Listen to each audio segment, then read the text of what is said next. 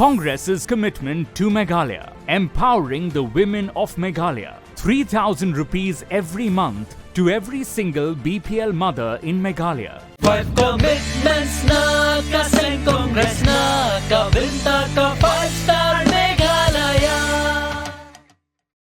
Congress commitment to Meghalaya, an unemployment-free Meghalaya. Congress is committed towards providing a job to every household in Meghalaya. 5 commitments na kaseng Congress na kabinta ka 5-star Meghalaya.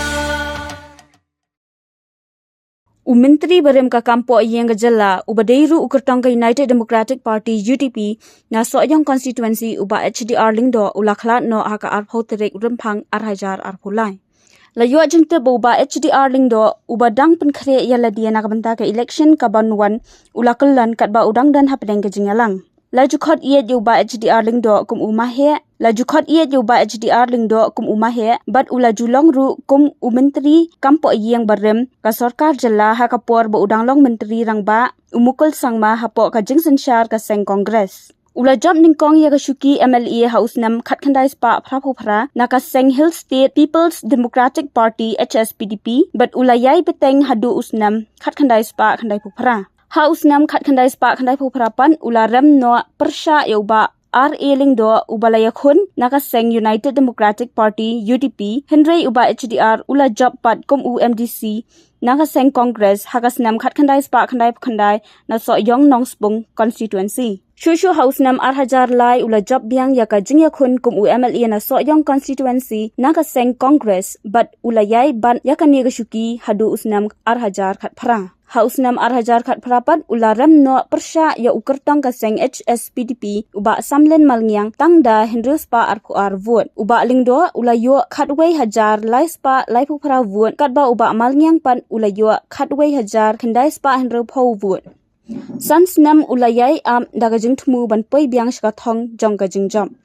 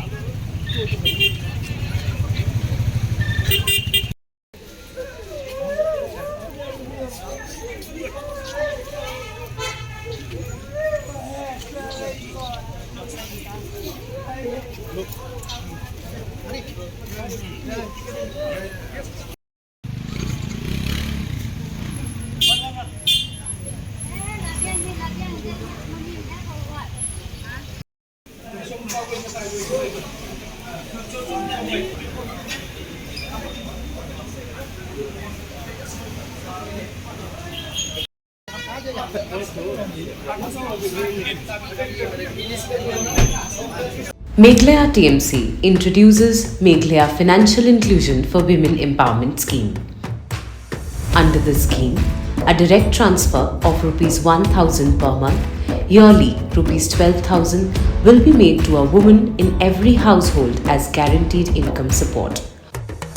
This 27th February, press on the twin flower symbol and vote for Meghalaya TMC.